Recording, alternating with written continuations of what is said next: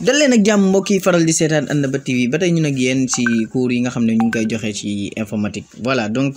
comme ni ngeen ko xamee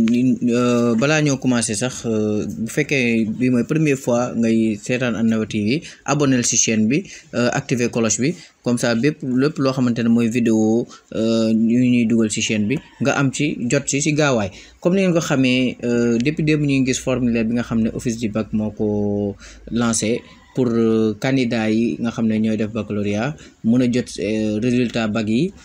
ci gaawaay ñu bëri ci candidat yi nag am jafe-jafe pour inscrire wala yu demee noonu ñenn ñi di woote di laajte naka la ñuy inscrire rek yu demee noonu donc tey dañ leen woon ci vidéo bu gàtt bi rek inscription bi naka la demee ak naka lañ koy defee incha allah vu que ni formulaire bi sax compliqué wul benn instant parce que liñ la fa laaj rek ay information yu tuuti la donc ci gaawaay dañuy dem ci site office du bac pour gis formulaire bi ñu gis ko donc comme ni ngeen ko gisee nii candidat au baccalauréat 2020 donc comme ni ngeen ko gisee merci de bien remplir ce formulaire obligatoire donc li nga gis mooy étoile bi yëpp ay lu obligatoire la donc c'est-à-dire da ngay remplir sa donnée donc prénom sa sant par exemple candidat sa tour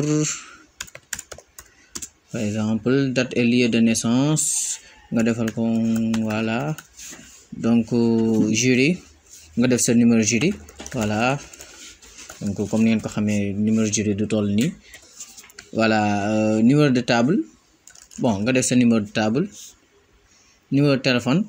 nga def sa numéro de téléphone ci gaawaay nga envoyé ñu jël li nga xam ne moom mooy voilà donc numéro table voilà numéro table du mel nii parce que ay numéro la quoi tout à fait donc numéro table bàyyi ko ni voilà numéro tout à fait après nga envoyé sa données yi ñu jot si donc comme ni ngeen koy gisee nii yomb na donc man données yi ma envoyé du données yu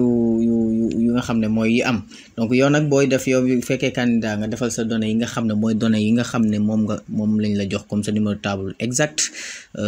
jury bi exact lépp mu exact man dama bind nii pour ngeen gis mais pour te dire amul beneen secret bu fi nekk ci formulaire bi lépp nii lañ koy defee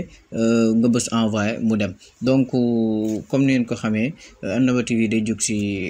wanal leen lépp loo xamante ne moom mooy lu leen ump ci affaire technologie bi rek jàpp naa ne vidéo bi am na solo benn instant bu fekkente ne am na solo incha allah bàyyi ñu j'aime ci suuf commentaire pour suggestion ba beneen yoon ci beneen tutoriel incha allah salaamaaleykum wa rahmatullah